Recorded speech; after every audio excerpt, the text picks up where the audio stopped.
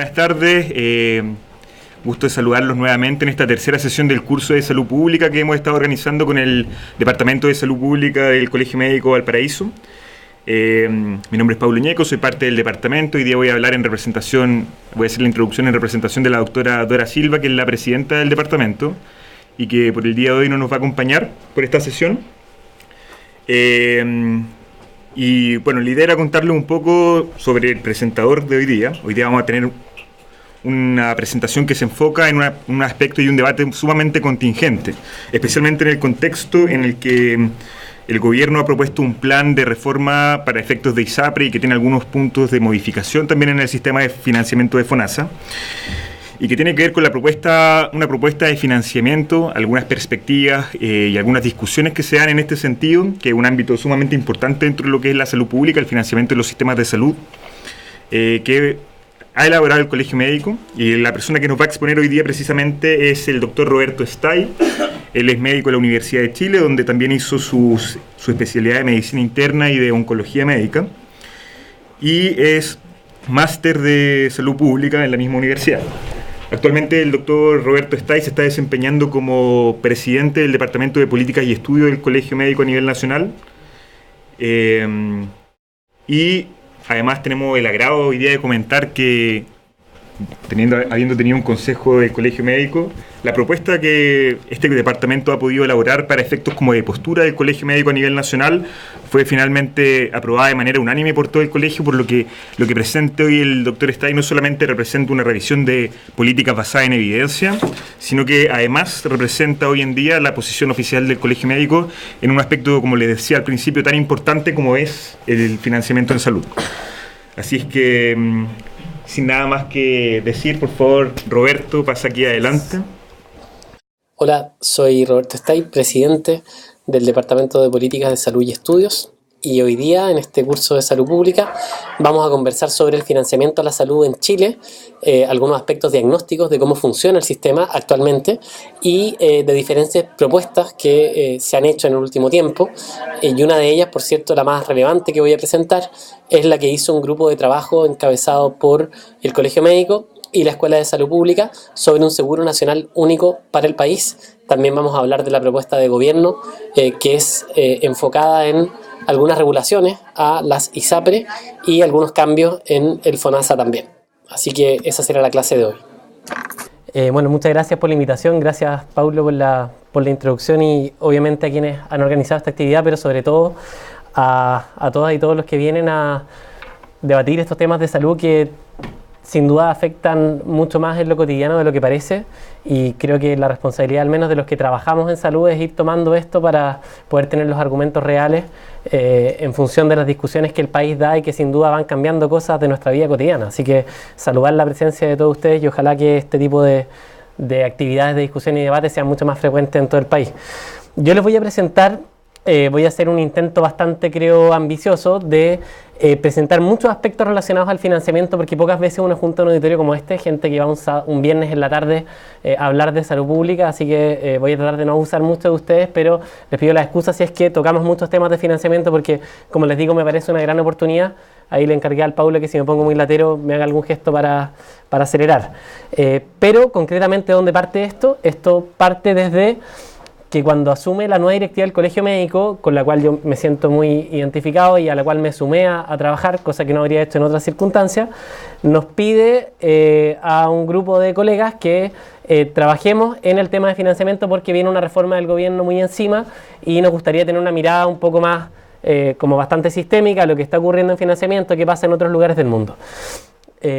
Nosotros desde el Departamento de Política, instancia donde yo trabajaba, tuvimos algunas conversaciones con el equipo de salud pública que más conocíamos, que es la Escuela de Salud Pública de la Universidad de Chile, y con ellos decidimos convocar a un grupo de expertas y expertos a que hicieran una propuesta, un poco una mirada más de largo plazo y no solo en una coyuntura legal de un articulado de una ley, sino que una mirada de largo plazo del financiamiento en Chile.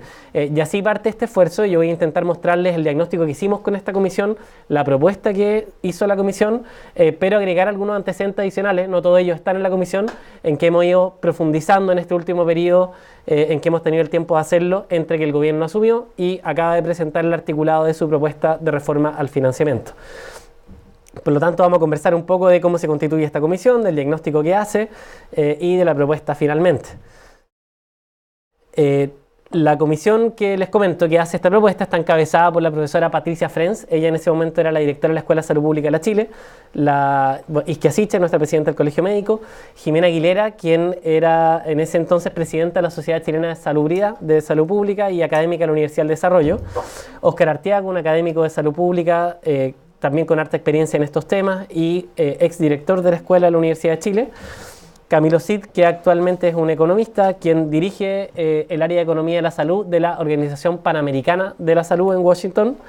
Estaba yo, estaba la profesora Silvia Galleguillos, que es economista, y ella dirige el Departamento de Economía de Salud de la Facultad de Economía y Negocios de la Universidad de Chile. Estaba también Ricardo Yarzún, quien es antropólogo y dirige el Instituto de Salud Poblacional de la Universidad Austral. Eso era también con uno de los énfasis que nos pidió la mesa directiva, que por favor esto no fuera solo médicos, sino que tuviera representantes de otros ámbitos que hablaran de estos mismos temas. Tenemos algunos economistas, tenemos a Ricardo, que es antropólogo y es de Valdivia, también de una universidad privada tradicional de Valdivia como es la Austral. Está el profesor Mario Parada, supongo que ustedes lo conocen bien, profesor emblemático acá del área de salud pública de la región de la Universidad de Valparaíso. Nos acompañó también András Utov, quien es un economista que tiene vasta trayectoria en el trabajo en temas de seguridad social en general, en salud y pensiones particularmente, y desarrolla su trabajo, al menos los aspectos más relevantes, en la CEPAL. Y también participó de este trabajo la exdirectora del FONASA, Janet Vega, dada su experiencia también en OPS, en financiamiento a la salud.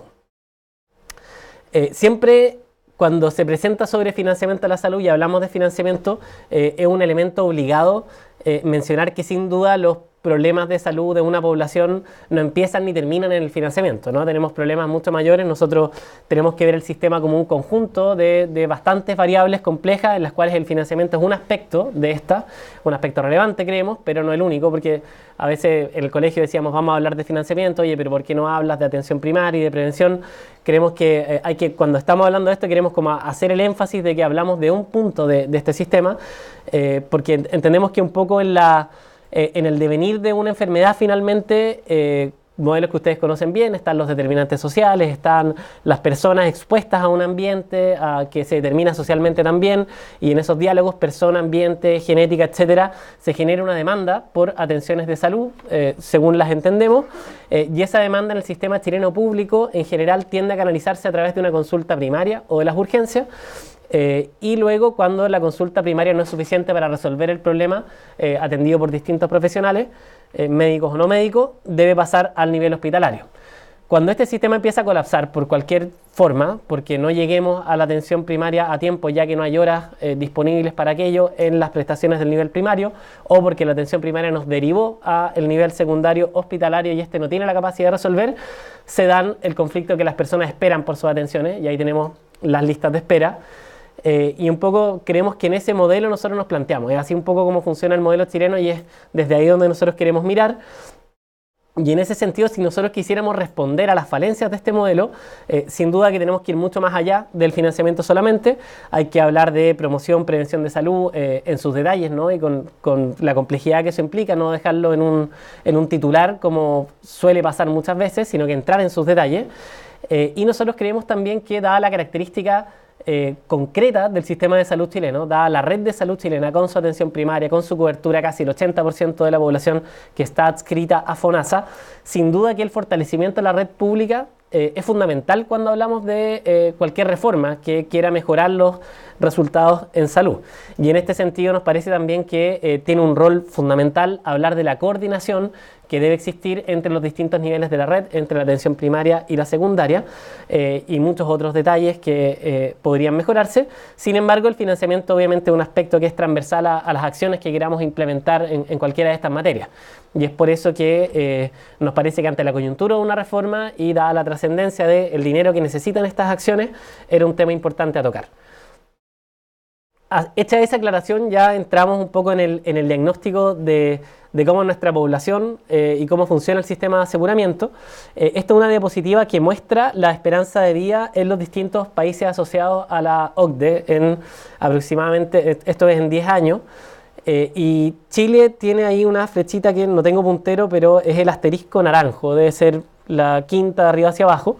Y ustedes pueden ver que Chile sigue una realidad que está ocurriendo en todo el mundo. Esto es algo transversal a las poblaciones del mundo en desarrollo y el mundo desarrollado principalmente, que es el aumento de la esperanza de vida a través de las medidas básicas que se han logrado, los saneamientos, las mejores condiciones basales de la vida en general, la vivienda, etcétera, y también de acciones de salud como la vacunación, elementos preventivos, la respuesta a ciertas morbilidades que antes mataban y hoy día podemos tratar, los infartos, por ejemplo, las enfermedades infecciosas tratadas a tiempo también.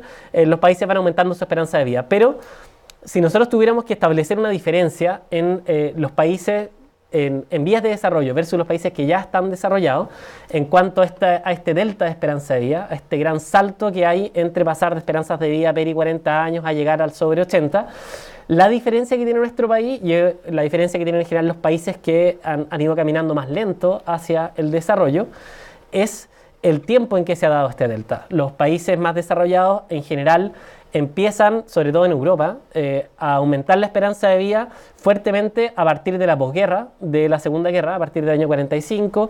El caso más icónico es como los ingleses logran montar un sistema nacional de salud después de aquello, y esa respuesta sanitaria junto a otros elementos aumenta la esperanza de vida. Sin embargo, en nuestro país no ocurre tal cosa, tenemos procesos muy interesantes, pero pasa un poquito más lento y no es sino hasta probablemente mediados de la década del 60 en adelante, donde esta curva empieza a quebrar con un poco más de fuerza. Y la complejidad que tiene para nosotros es que este aumento en esperanza de vida se produce en un periodo de tiempo mucho más acotado. Por lo tanto, el sistema tiene menos tiempo para responder. Un poco larga la explicación, pero el concepto es ese. Tenemos un tiempo más corto para este gran aumento de expectativa de vida y las morbilidades que derivan de aquello, la demanda de salud que deriva de este aumento de expectativa de vida. Sabemos también, y esto parece obvio, pero a veces cuando uno remira estos números impacta, y creo que da más elementos para la propuesta que nosotros teníamos, cómo los factores de riesgo de enfermar, de enfermedades crónicas en general, cardiovasculares, cáncer, se han ido acumulando y aumentando en el último tiempo en Chile, cosa que ha ratificado la última encuesta nacional de salud, estos niveles abismantes que tenemos de sedentarismo, la hipertensión que se mantiene ahí sin una baja significativa, sino en general manteniéndose aproximadamente en un tercio de los adultos, entre un cuarto y un tercio de los adultos. El estado nutricional, donde entre sobrepeso y obesidad tenemos al 70% de la población, cosa que sin duda es un factor dramático para enfermedades cardiovasculares, para cáncer, etcétera, por tocar causas mayores de morbilidad y mortalidad. Y acá hay un indicador que es interesante, que es la prevalencia de tabaquismo que detecta esta encuesta.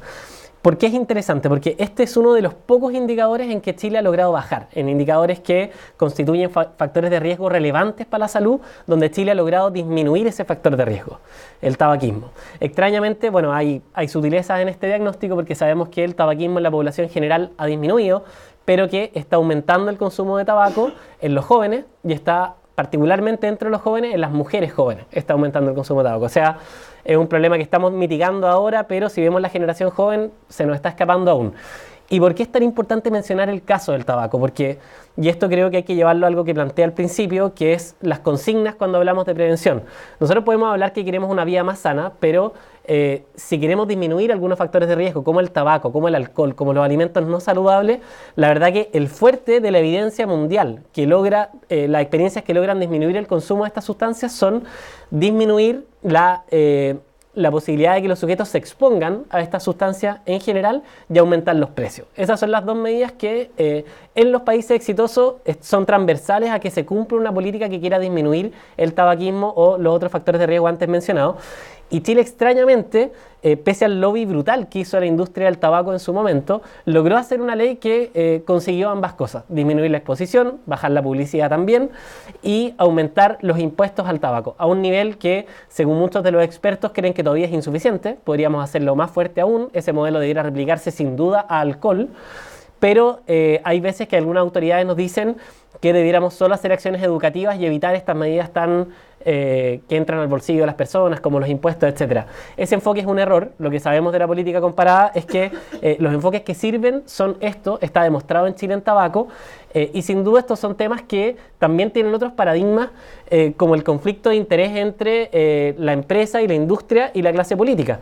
Porque si ustedes veían, en su momento los invito a buscarlo, el directorio de la empresa Chile Tabacos, que es una filial de una empresa británica, de la British Tobacco Company, para Chile, que es quien hace el 80% del tabaco que se vende en Chile, se manufactura ahí, en la Compañía Chilena de Tabaco. Los directores de esa empresa eran transversales a toda la clase política y eran en general o exministros de Hacienda o de Economía desde los gobiernos de Pinochet en adelante. Entonces uno ahí tenía RN, UDIs, DC, PS. Era bien dramático, ¿no? Porque el blindaje político que tenía esta industria tabacalera era tal que hizo que esta ley fuese muy, pero muy difícil de pasar. Era una ley que cuando iba a la Comisión de Salud de la Cámara aparecía en el segundo lugar en la discusión, y extrañamente cuando llegaba la impresión de la tabla en la mañana aparecía en tercer lugar, y esto nos lo contaban los activistas de Chile Libre de Tabaco, que finalmente lograron imponer la ley con el apoyo de un personaje que en un momento pensaron que no lo iban a tener, pero que sin duda fue el apoyo más decidido, y es la persona responsable en definitiva de lograr el cambio político, aprobar esta ley, que fue el ministro de Salud Jaime Mañalich del gobierno anterior de Piñera. Sin Mañalich, que tomó esto como una causa personal, habían algunos que decían que él tenía un compromiso muy particular con las enfermedades pulmonares porque su mujer tuvo una enfermedad pulmonar muy grave por la que tuvo que trasplantarse. Bueno, independiente de la causa, el ministro Mañalich denunció públicamente cómo los parlamentarios estaban teniendo conflictos de interés y bajaban la discusión de la ley y lograron aprobarla. ¿Cuál es el mensaje que me gustaría dar con esto? Que en salud, para realizar cambios significativos en general hay conflictos de interés con la industria y se van a dar batallas muy importantes para aprobar ciertos cambios, y el caso de financiamiento no es ajeno a eso por razones obvias, ¿no? Tenemos las ISAPRES que financian campañas políticas transversalmente y se generan ahí tejidos naturales en cualquier sociedad entre el mercado y la política, que si no hay una ciudadanía muy fuerte y técnicos muy fuertes dando argumentos, es difícil que pasen los cambios. Entonces, un poco teniendo este diagnóstico, el colegio nos mandata a discutir con esta mirada más de largo plazo y más global los cambios al financiamiento. Voy a pasar algunas cosas un poquito más rápido. Y nosotros hicimos un documento que lo envié como bibliografía que habla de los elementos generales, de cuáles son los modelos de financiamiento en el mundo, y a partir de este documento nos daba como pie a entrar a una propuesta más específica para Chile. Quiero especificar también acá que nosotros como grupo no creamos nada nuevo, nosotros trabajamos por sobre la evidencia que existía y sobre modelos que existen en muchos países, solamente hacemos algunas apreciaciones más puntuales para el caso nacional. Ahora entramos de lleno a lo que es el diagnóstico del financiamiento propiamente tal en el sistema. ¿Cómo se financia la salud en Chile? ¿De dónde provienen las fuentes del financiamiento a la salud en nuestro país? A grandes rasgos tenemos un financiamiento que está dividido en tercios. Un tercio del financiamiento de toda la salud en Chile, pública y privada, viene de las cotizaciones que aportan las personas. Las cotizaciones son en el FONASA el 7% de aquellos trabajadores que pueden imponer. En el caso de las ISAPRE, el costo del plan o prima del plan de la ISAPRE, que en general cuesta aproximadamente el 10% del salario de quienes imponen en ese sistema, porque está el 7% basal, comillas, pero los planes muchas veces no se financian con ese 7% porque los planes de ISAPRE son más caros y hay que dar un adicional. En promedio los planes de ISAPRE son el 10% del sueldo bruto de un cotizante de ese sistema. Y es por eso que tenemos la diferencia entre la cotización obligatoria, 22%, que es la obligatoria 7%, y la voluntaria, que es toda cotización que va por sobre eso, pero que tenemos ahí un 33% proveniente de la cotización mes a mes de las personas. Luego viene el gasto público, que es otro tercio, un 32%, que proviene de las arcas fiscales, en general de los impuestos de las personas y de las empresas del Estado, como el cobre y otras rentas del Estado, que finalmente se destinan a salud, principalmente hacia el seguro público, hacia FONASA.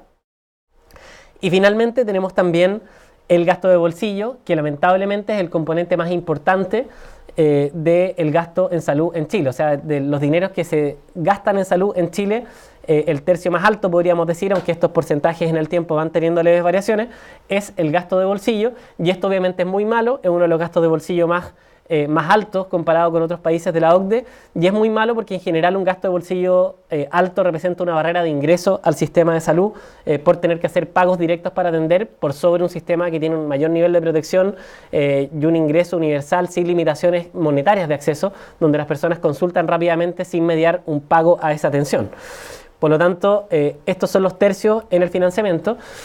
Y es interesante hacer algunas comparaciones con otros países de cómo se dividen estas fuentes de ingreso. Tenemos acá a la izquierda está Chile, donde se suma el aporte de las personas, tanto el gasto de bolsillo como las cotizaciones, se suma en la barra azul, y el gasto del Estado está en el otro tercio que es en rojo. Y ustedes pueden ver que algunos países como Corea, Holanda y Alemania tienen una barra aparte, que es una barra verde.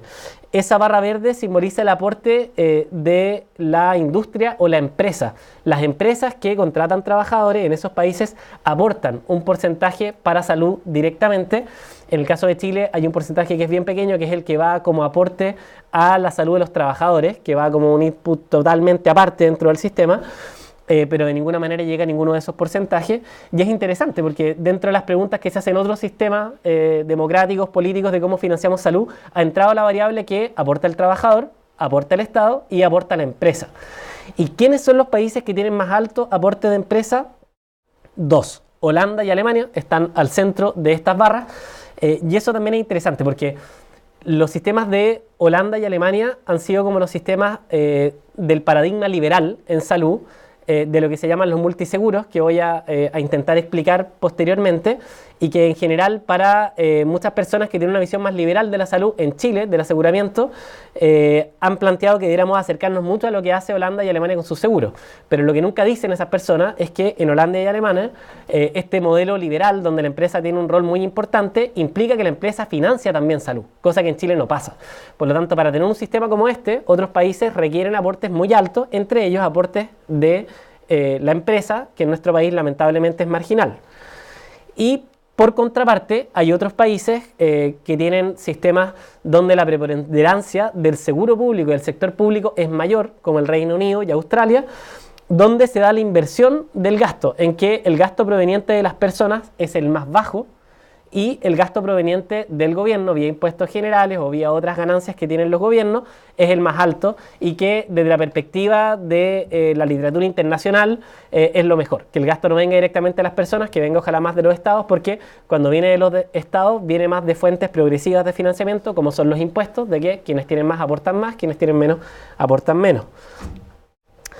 Luego, una pequeña desagregación del gasto de bolsillo. Decíamos que un tercio del gasto en salud en Chile es gasto de bolsillo. Sabemos que de ese gasto de bolsillo, la mayor proporción, que en este caso son el gasto de un 40% del total, viene del gasto de medicamentos. O sea, la compra de medicamentos en nuestro país es la parte más importante del gasto de bolsillo, y esto nos lleva a que, si nosotros queremos hacer una reforma, tenemos que mirar ese gasto de medicamentos como una de las variables que debemos intentar manejar.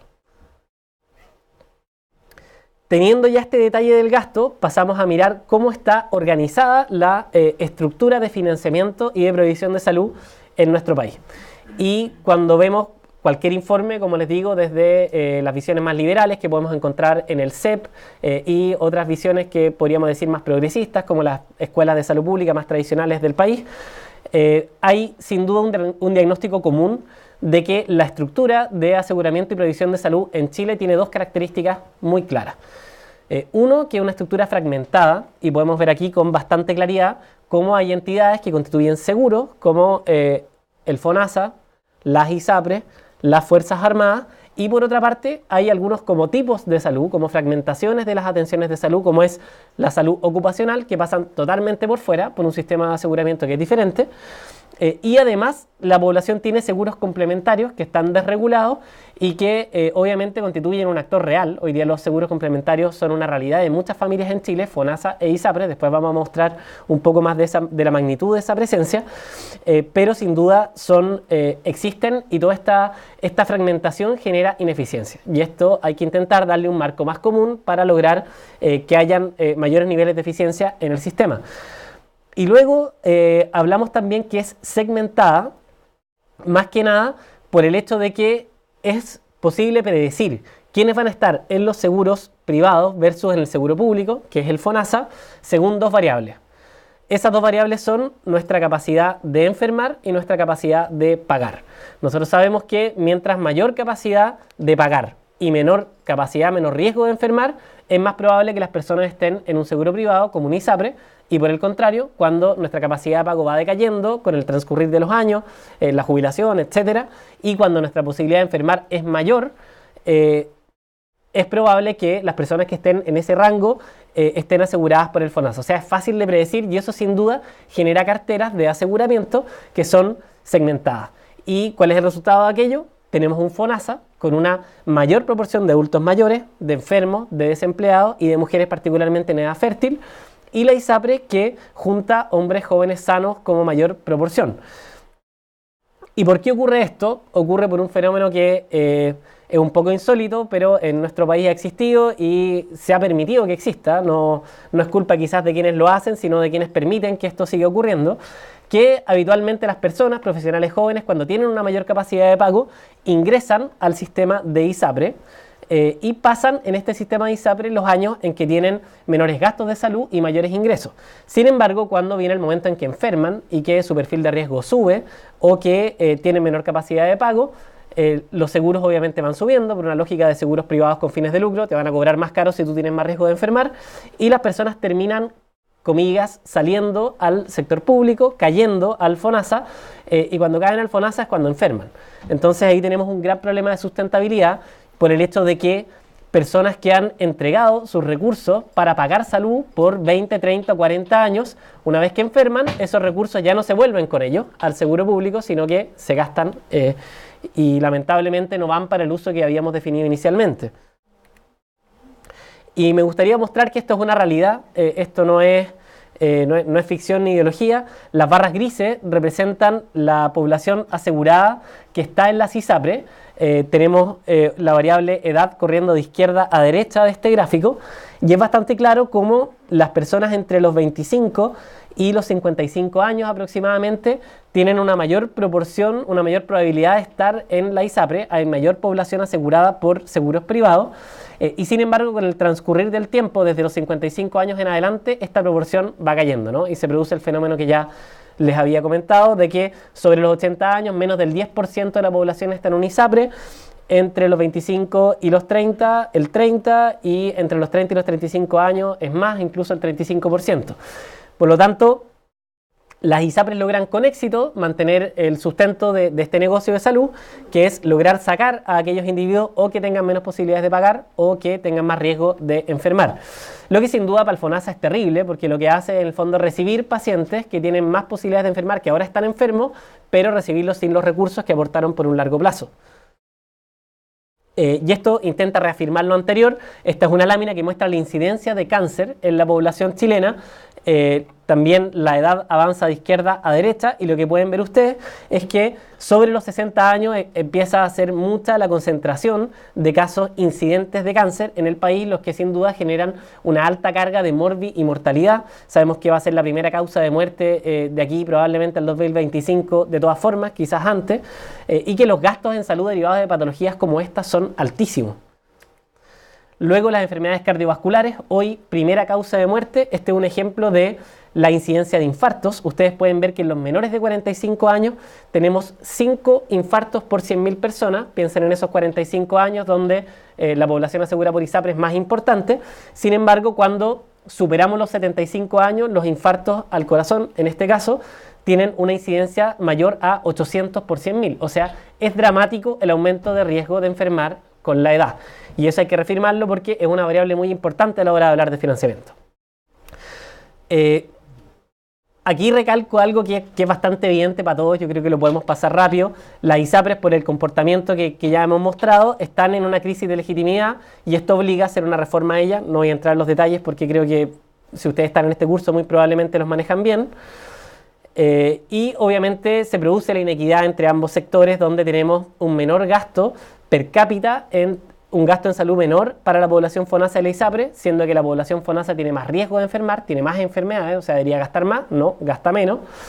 Y tenemos también una presión por recursos humanos que genera este sistema que es bastante dramática, porque La ISAPRE finalmente, cubriendo como sistema entre un 15 y un 20%, hoy es el 18%, pero eso va variando, de la población nacional, logra tener en sus prestadores privados que están bajo su aseguramiento más del 50% de las horas médicas del país. Con otros profesionales no médicos pasa algo bastante similar, que les voy a mostrar, pero tocando a los médicos como un punto que en general es pivotal dentro del sistema, sabemos que el sector privado tiene el 50% de la hora aproximadamente, de hecho tiene un poco más. Y esto obviamente genera las inequidades de acceso evidentes.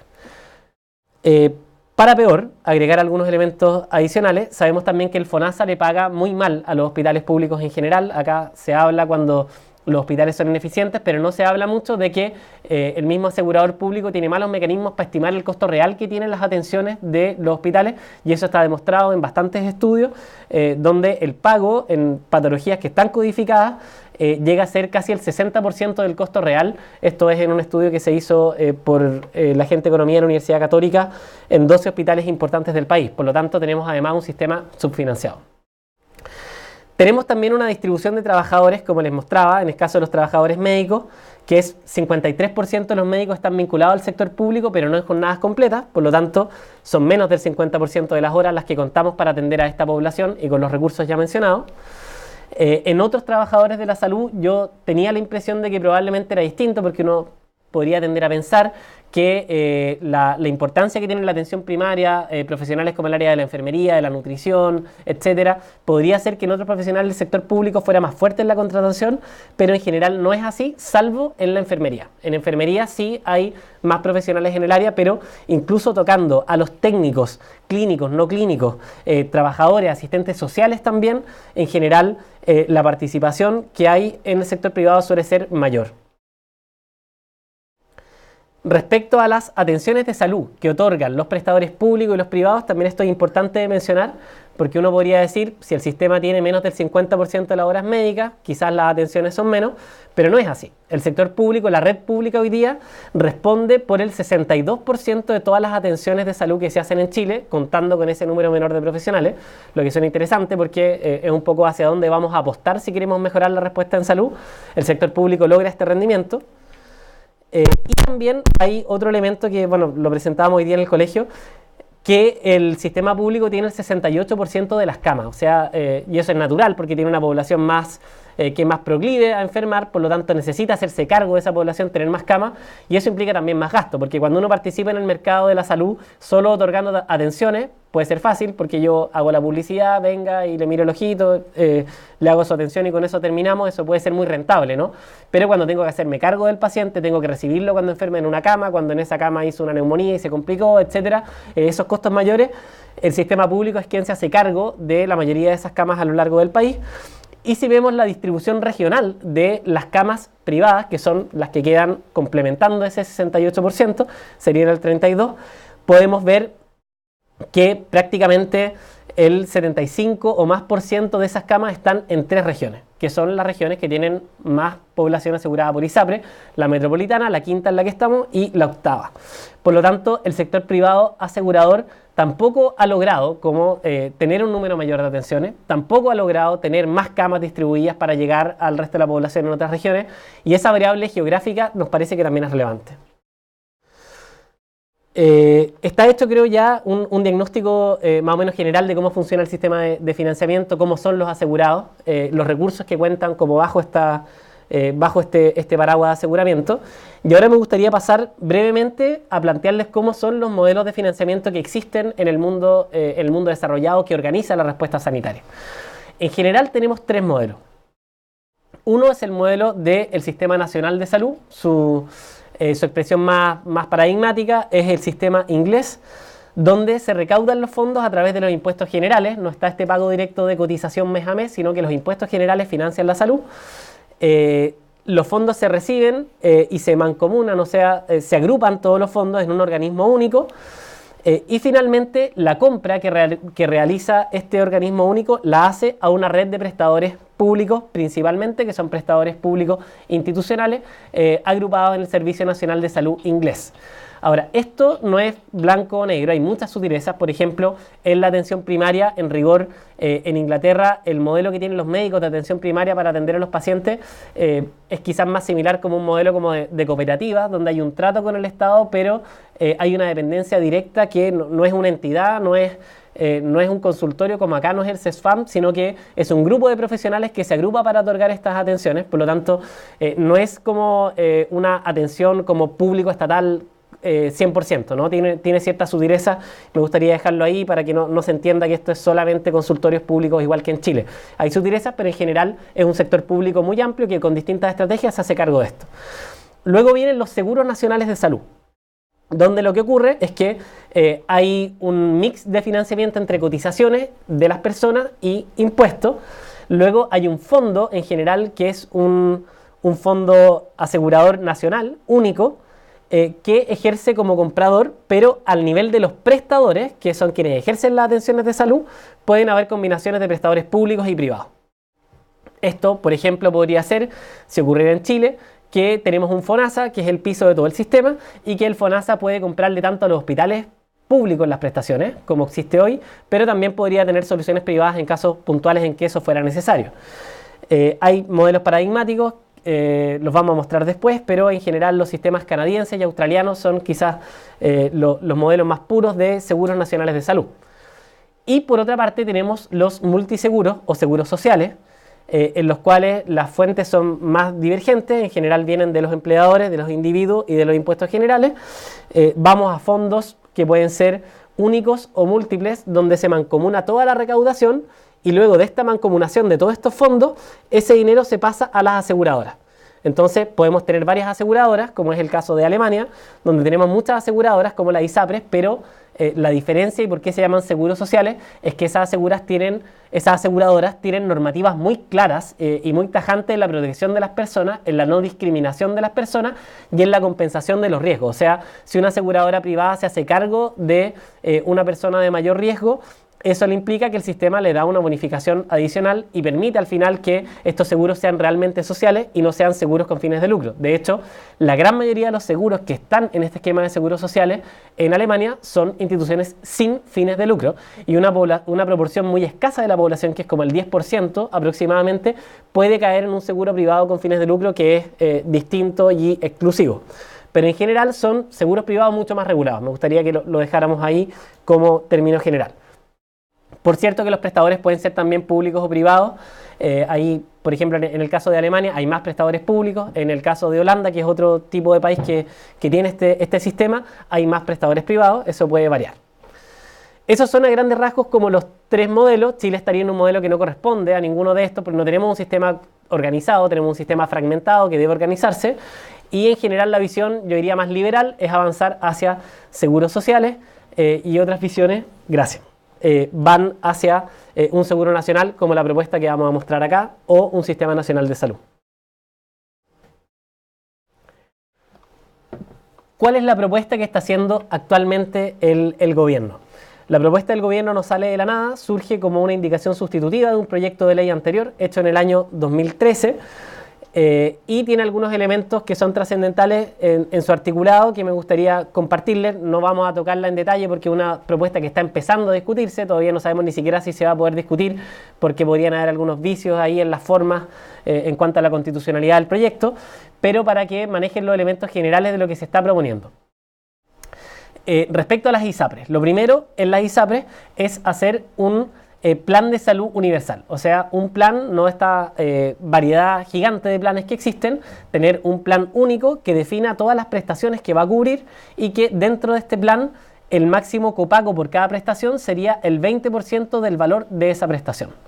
¿Cuál es el problema de esto? Esto puede ser muy interesante, hay muchos países que ocupan planes únicos y que tienen buenos resultados, pero obviamente lo que define la diferencia de esto es el contenido que tenga ese plan, qué cubre y qué no cubre ese plan, y en el detalle de ese contenido es donde se juega todo. Lamentablemente ese detalle no está en el articulado propuesto y los parlamentarios, si es que llegan a aprobar algo así, deberán asegurar que los reglamentos puedan cubrir ojalá algo que sea más bien amplio y no reducido, porque obviamente si el seguro es amplio las personas van a estar más cubiertas, si el seguro es acotado no van a estar bien cubiertas. 2.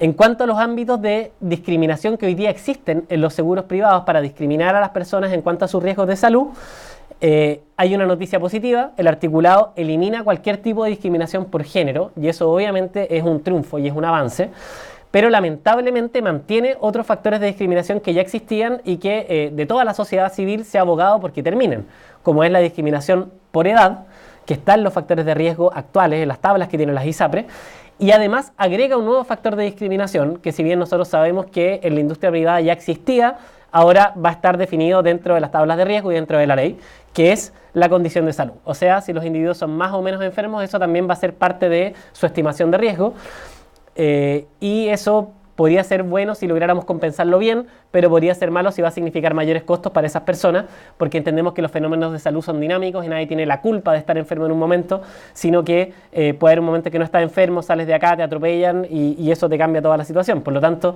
entendiendo esa naturaleza que tienen los fenómenos de salud e enfermedad, el hecho de marcarte por una condición de salud de mayor riesgo, obviamente puede ser muy discriminatorio si eso implica un costo mayor. Lo tercero, que es una parte que puede ser buena de este proyecto, es que se intenta hacer una mitigación de los riesgos a través de que todos los individuos que están en las ISAPRES aporten un porcentaje para una prima solidaria, y que a partir de esos dineros que se recaudan, las personas que tienen más riesgo y por ende les van a cobrar una prima más cara, haya un dinero que vaya a mitigar ese aporte. O sea, me van a descontar una plata solidariamente si es que yo tengo más riesgo de enfermar, el ISAPRE me cobra más. Ahora, ¿cuánto va a ser ese aporte y cuánta diferencia va a haber según los riesgos? Es lo que finalmente va a definir si esto va a ser trascendental o no. Luego hay un tope de copago anual, que también es algo interesante y podría ser positivo. Lamentablemente lo que está en el articulado parece un tope bastante alto. Y hay un uso de deducibles, que es algo similar al mercado automotriz, una cifra bajo la cual uno no estaría protegido de las primeras atenciones hasta llegar a cierto monto, si es que uno toma o no un deducible. No sé si le ha tocado a alguno de ustedes ver temas de seguros de autos, pero es similar a aquello. Y finalmente el problema que puede tener es que las personas que tienen menos recursos para pagar una prima más baja podrían elegir un deducible más alto, o sea, unas primeras atenciones donde yo tenga que pagar más para después empezar a ser asegurado una vez que llegue a cierto monto. Y eso es el problema que tiene, y hay muchos estudios que hablan sobre eso, que puede tener impacto en que las personas elijan menos atenciones de salud o tiendan a hacer menos controles. Por ejemplo, o sea, mi control preventivo de la diabetes, si yo tengo menos dinero, no lo hago porque tengo que pagar el deducible, que es una suma muy alta, hasta que una vez agotado ese deducible, las ISAPRES me empiecen a dar el copago. Hay otros elementos que son de menos relevancia, en honor al tiempo los voy a pasar. Y en cuanto al FONASA, yo diría que el elemento central que se agrega son dos. Uno, la flexibilidad de las coberturas para la libre elección. Hoy día el FONASA tiene por ley un máximo de 60% de pago a las personas del arancel de una prestación que se da por la modalidad de libre elección. En este caso, lamentablemente, o sea, no lamentablemente, podría ser bueno, ese límite no va a existir y va a haber flexibilidad del FONASA para pagar, por ejemplo, al 100% de algunas prestaciones de libre elección, que obviamente eso va a depender si se ocupan bien o mal, si es positivo o no.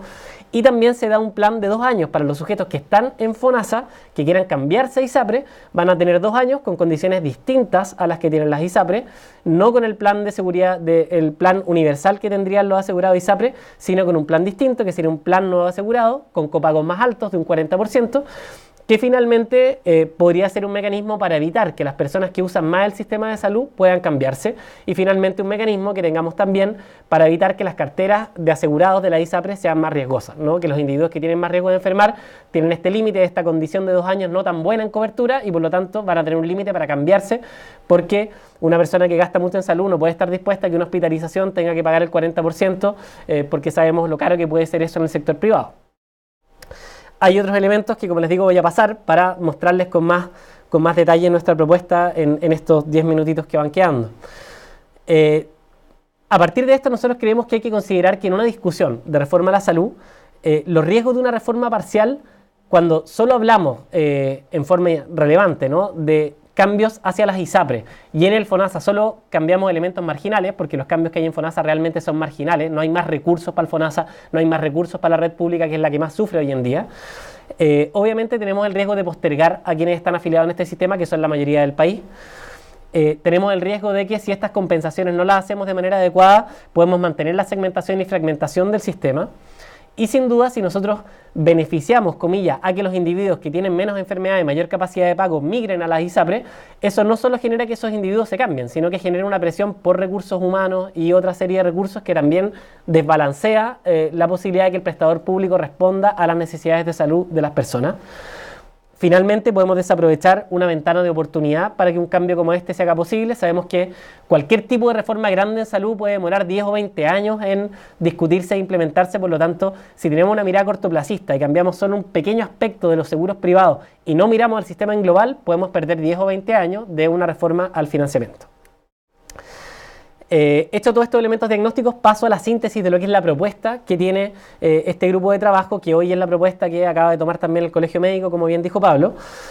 Obviamente el propósito de esta propuesta es generar una cobertura integral a todas las personas durante todo el momento de la vida y bajo ciertos principios muy claros, que son los principios de la seguridad social, donde se tiende a que el sistema cubra a todos los habitantes, sea universal, que sea integral en cuanto al funcionamiento entre los distintos niveles del sistema, que sea equitativo, que sea solidario más que por cualquier tipo de consigna política, porque sabemos que la salud requiere de solidaridad permanentemente.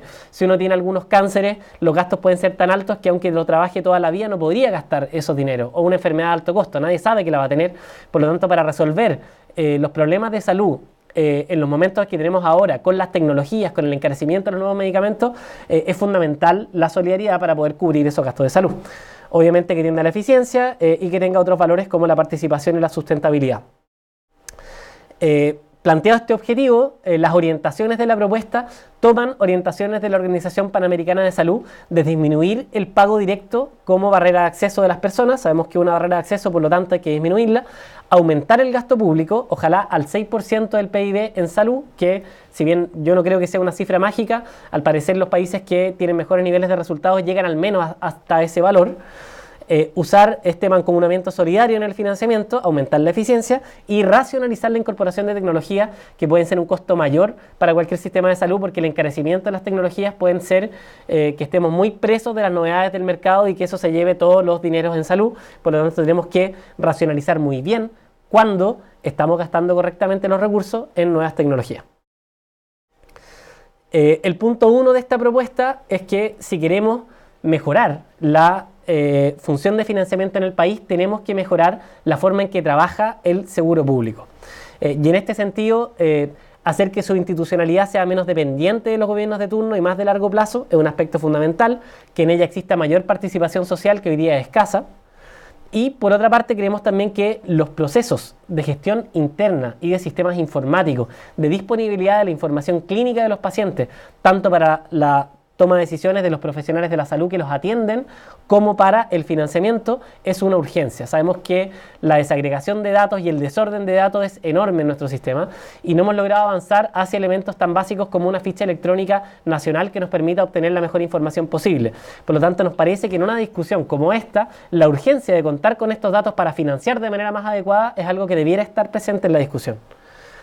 Por otra parte, en cuanto al seguro público, también consideramos que la función de compra, o sea, la posibilidad de comprar a escala medicamentos y tecnologías también es muy relevante, y concentrar estos procesos de compra en seguros grandes y no en pequeños seguros fragmentados puede abaratar los costos de los medicamentos de alto costo y de las tecnologías. Eso está demostrado en otras experiencias, incluso dentro de Latinoamérica. El punto 2 de nuestra propuesta es hacer un compromiso país por aumentar el gasto público en salud para llegar del aproximadamente 4% que tenemos hoy a un 6% del PIB. Esto ha ido avanzando en el tiempo, así que no es una propuesta loca, sino que el país ha ido avanzando lentamente en aumentar su proporción de PIB de gasto público en salud, pero creemos que es un momento de acelerar en este gasto, porque se nos dice muchas veces que el sector público es ineficiente, recibe mucho dinero y lo hace muy mal, pero la verdad es que si nosotros lo comparamos con países de la OCDE, acá podemos ver en el gasto per cápita en salud ajustado a poder de compra, o sea, ajustado a las realidades de compra distintas en todos los países. Entendemos que en Europa la vida es más cara, en Latinoamérica es menos cara. Ajustado a esas variables, sabemos que Chile está bastante a la derecha en cuanto a su gasto per cápita en salud.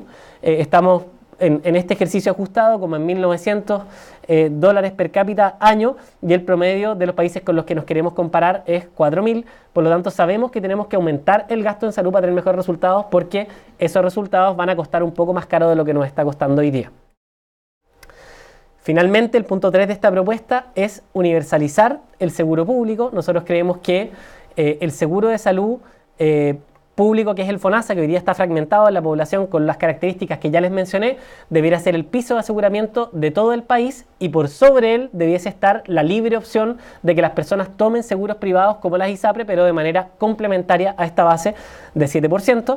Y por cierto, que este seguro sea universal y que tenga una cobertura sin ningún tipo de exclusión o discriminación, con primas planas para las personas proporcionales al salario, y ojalá con un aporte más grande aún del que ya existe de impuestos generales.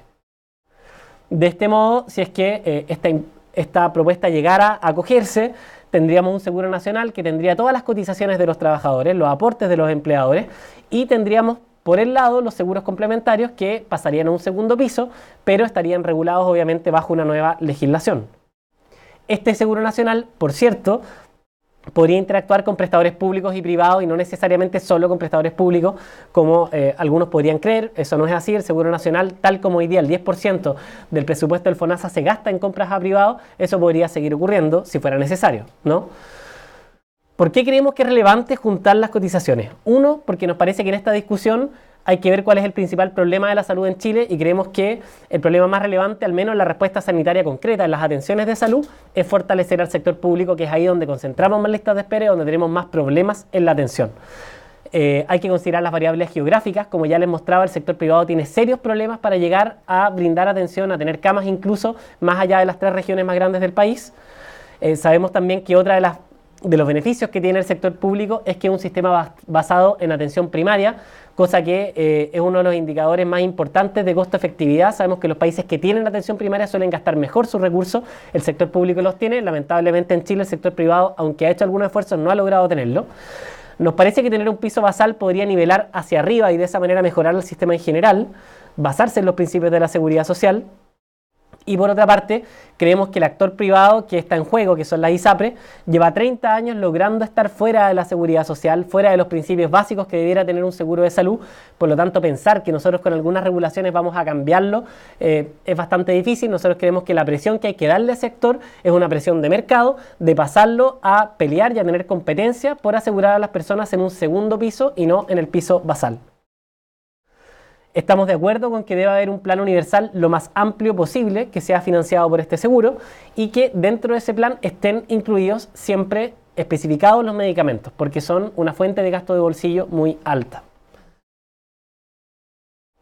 De esta forma, los seguros privados, como ya les mencioné, abandonarían este rol sustitutivo, pasarían, como ocurre en países como Australia, Canadá, etcétera, a ser seguros complementarios de segundo piso, con una mayor regulación a la actual. En esta imagen les quiero mostrar cómo hoy día los seguros complementarios en Chile son una realidad. Según la última encuesta CACEN, el 14% de los hogares chilenos tienen seguros complementarios, y de quienes están adscritos a un ISAPRE, el 45% tiene un seguro complementario. Por lo tanto, hoy día tenemos aproximadamente 18% de población en ISAPRE, 14% con seguros complementarios. Eso es una realidad, y nosotros creemos que esta realidad seguiría ocurriendo. Habría mucha gente, quizás entre un 10 o un 20% de la población, que tomaría estos seguros complementarios para mejorar la cobertura que le daría el Seguro Nacional. Pero la diferencia es que cuando esas personas no puedan pagar ese seguro complementario, no van a caer en la nada, sino que van a caer en un sistema donde los recursos que ellos aportaron por largo plazo van a estar ahí para financiar esas atenciones de salud.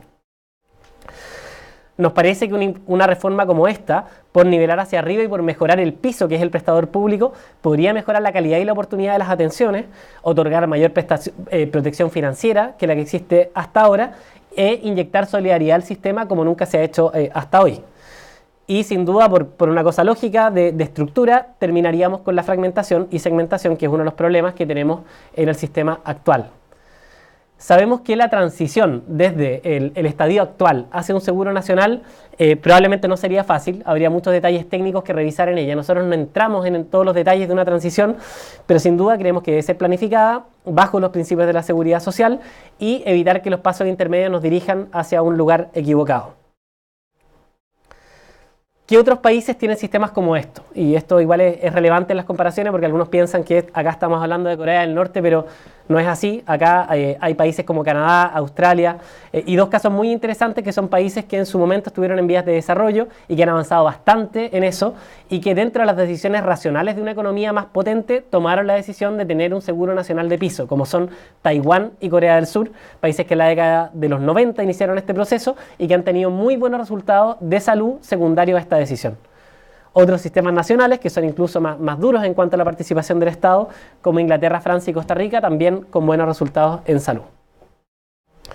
Finalmente, mostrarles un ranking de sistemas de salud en el mundo, probablemente uno de los más acabados y con mayores detalles, donde los sistemas de salud que quedaron en primer y segundo lugar fueron, en primer lugar, el Reino Unido, que tiene un sistema nacional, y en segundo lugar, Australia, que tiene un seguro nacional. ¿Qué queremos decir con esto? Que con un sistema como este sí se pueden tener buenos resultados, y es un poco lo que apostamos. No es un mito de que un seguro nacional es algo sesentero, es algo muy actual, y países que tienen sistemas como este tienen muy buenos resultados en los rankings internacionales.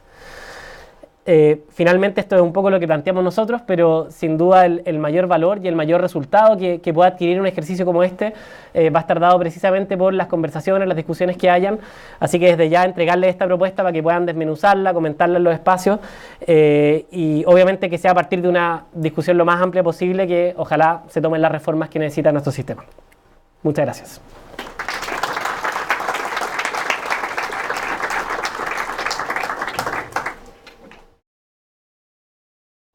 ¿Se escucha ahí? ¿Se escucha? No, este no, me equivoqué. Este. ¿Aló, aló?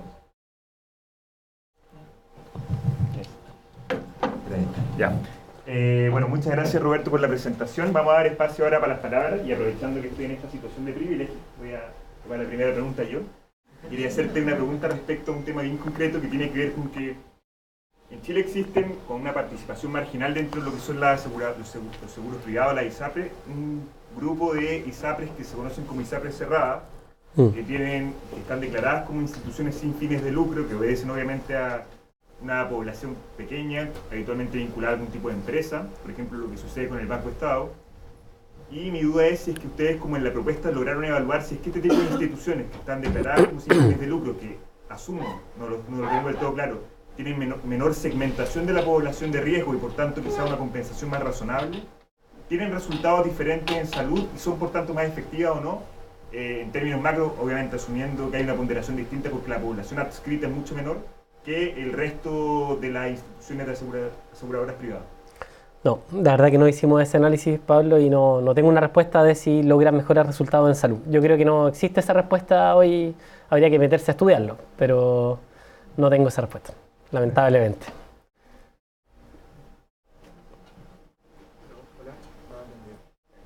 Aló. Bueno, mi nombre es Andrés. Primero quería aprovechar la instancia para invitarles a un foro que vamos a realizar la próxima semana en el edificio CIAV sobre la reforma que va a realizar el gobierno de Sebastián Piñera. Se va a realizar a las 6 el martes de la próxima semana, para que vayan y así. Para pasar a las preguntas, tengo dos preguntas. La primera, que me llamó la atención respecto a la propuesta del CONMED, respecto a por qué siguen apostando a que este seguro universal público siga teniendo la posibilidad de desviar recursos a un sistema privado, o en este caso a aseguradoras privadas. Me gustaría saber qué posición tienen ustedes como respecto al lucro. O sea, si es que este desvío de dinero se utilizaría para fomentar como el lucro en salud, o sería a instituciones privadas que no son con fines de lucro. Y mi segunda pregunta es respecto a por qué en su propuesta en ningún momento se habla de salud como un derecho social. Eso. Bueno, con las dos preguntas, lo primero es, no sé, una postura frente al lucro. Yo creo que el colegio no ha dado esa discusión. Yo, como personalmente, estoy en contra de que haya lucro en salud. Trabajo en el sector público 100%, lo que no implica que tenga un buen salario, pero creo que el fin de lucro en salud no es muy eficiente en general, me da esa impresión. Y más que hablar de un mayor gasto privado, yo creo que la idea que tenemos desde el colegio es que la realidad es que el sector público en muchos lugares, probablemente algunos de ustedes que trabajan en el sector público pueden ver, en que circunstancialmente o estructuralmente a veces no tiene la capacidad de otorgar ciertas atenciones que sí son urgentes, como pasa cuando tienes una urgencia colapsada. Y la realidad es que en ese momento, cuando tú no tienes la posibilidad de comprar rápidamente a un privado, sea este que tenga o no tenga fines de lucro, son las personas las que no pueden resolver esa tensión en un momento. Nosotros lo que creemos de esto es que ese tipo de compra a privados tiene que ser lo más razonable posible y en general, y esto sí es muy interesante, los seguros nacionales logran tener mayor eficiencia en ese poder de compra, porque hacen negociaciones a largo plazo, a escalas con los privados y no de un momento a otro como una compra rápida que termina, como ocurrió en el primer gobierno de Sebastián Piñera, otorgando la mayor cantidad de dinero del FONASA del Estado a la Clínica Las Condes, por ejemplo, que es una locura, ¿no? Eso pasó hace poco y pasó precisamente porque esta compra se hace de forma desorganizada. Nosotros creemos que esa compra en ciertas ocasiones es necesaria. Quizás, no sé, te pongo el caso hipotético que en algún lugar ese hospital se caiga por un terremoto y esos pacientes tienes que comprarlos porque no tiene otro hospital público. Creemos que esos mecanismos podrían existir, pero creemos que deben ser mucho más regulados. Y sobre el derecho a la salud y el derecho social, eso sí está en la propuesta. Yo quizá ignorantemente no lo mencioné, pero está en los detalles descritos. Nosotros creemos que precisamente una propuesta como esta avanza a la salud como derecho, con cobertura garantizada a la mayoría de las prestaciones, ojalá de todas las prestaciones, y dejar atrás esta posibilidad de que en algunos aspectos de mis enfermedades yo no voy a ser cubierto, porque eso implica que quedo inmediatamente fuera de un derecho, pero si no puedo pagarla, no puedo ser parte de la resolución de mi problema, ¿no? Así que estamos de acuerdo en que la salud sea un derecho.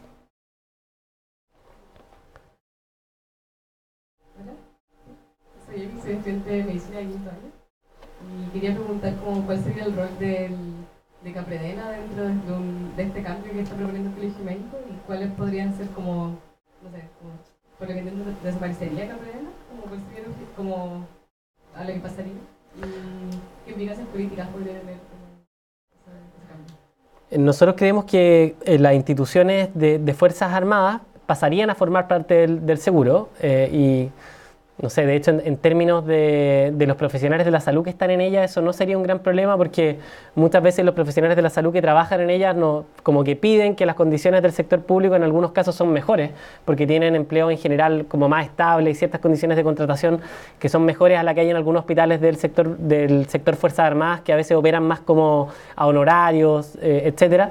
Por lo tanto, nosotros creemos que lejos de desaparecer, ellos se incorporarían, serían un prestador más de este seguro y que las personas que están ampliarían su oferta, las personas que están en esos seguros tendrían el mismo plan universal que todo el resto. No creemos que haya que hacer una diferencia.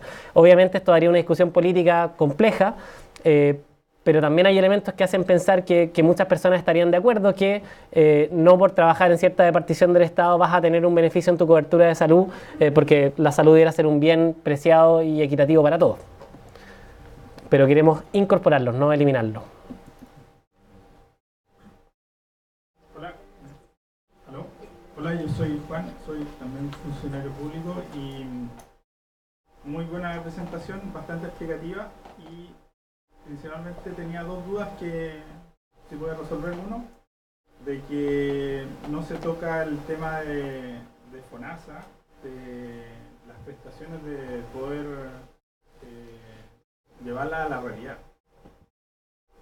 No sé cómo se vieron ahí con Janet Vega, porque era la directora en su momento y tampoco transparentaba bien el tema de las prestaciones, porque al final uno de los temas del endeudamiento de los hospitales, y eso repercute en la mala atención de la salud pública, es que las prestaciones están subvalorizadas. Y lo segundo, no sé si se abarca el tema de la integración vertical de la ISAPRE.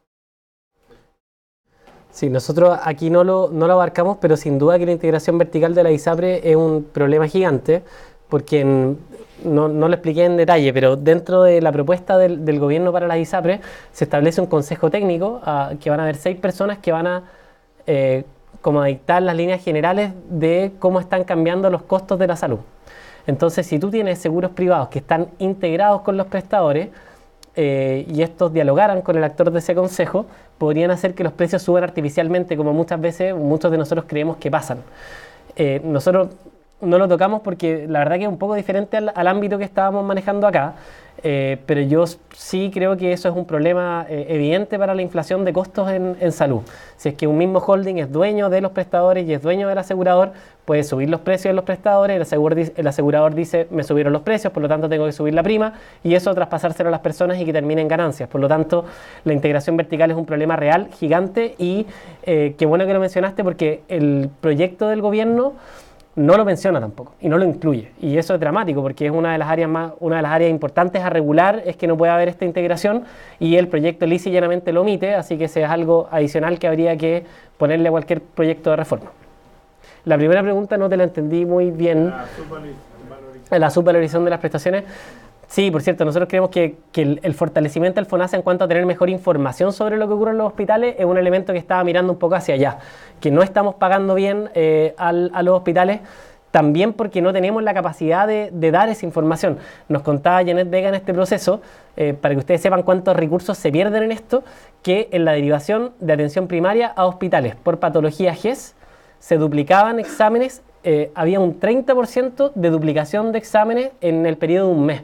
O sea, por el hecho de no saber qué examen me hicieron en mi consultorio versus en mi hospital, estoy perdiendo una cantidad de recursos impresionante, y súmale a eso la oportunidad de entender bien lo que le pasaba al paciente cuando tengo la información de la atención primaria versus el que está en el hospital, por poner solo el ejemplo en la atención médica, ¿no? Pero en muchas otras variables, contar con mayor información podría ayudar a el gran problema que tenemos del pago bajo de las prestaciones de hoy día, y nosotros creemos que ese es un requisito para que esto funcione.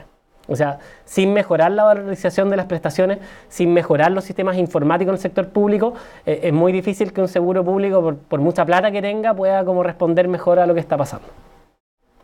Eso. Hola, buenas tardes. Mi nombre es Jazmín. Quería preguntar si dentro de la propuesta se sigue considerando un tope máximo imponible en las personas que cotizarían en este fondo único, y si además se sigue considerando como los tramos de FONASA y el copago y el porcentaje de copago diferencial. Aunque nosotros no entramos en esos detalles, en el primer punto sí somos muy claros. Nosotros creemos que los topes imponibles no deben existir por un porcentaje de cotización, básicamente porque los topes imponibles son un nivel sobre el cual tú no pagas más del 7% porque tu salario es mucho. Nosotros creemos que eso está mal, porque la forma que tenemos de que las personas que tengan más recursos aporten más es precisamente que no haya topes imponibles. Quizás uno debiera hacer como topes imponibles hacia abajo, que es lo que se hace con los adultos mayores, etcétera, pero no topes imponibles hacia arriba. Nosotros creemos que no debiera haber tope imponible y que debiera haber un tipo de diferenciación única de cotización porcentual al salario, y en caso de que esta fuera tarifada de otra forma, que debiera ser una prima única solidaria. Pero estamos de acuerdo en ese primer punto. Sobre los distintos tramos del FONASA, etcétera, esa es una discusión súper difícil. Nosotros un poco por los equilibrios políticos y evitando meternos en algo que podría desdibujar el acuerdo que teníamos en esta gran parte, decidimos no incorporarlo, si es que un sistema así lo tendría. Yo soy partidario de que no, pero hay muchos partidarios de que sí haya esa diferencia para que algunos tengan libre elección y otros no. Ahí, dependiendo de los integrantes de la comisión, habían distintas visiones, pero no está incorporado oficialmente en la propuesta. ¿Algún comentario o pregunta más? Bueno, muchas gracias, Roberto. Entonces, damos por finalizada esta sesión.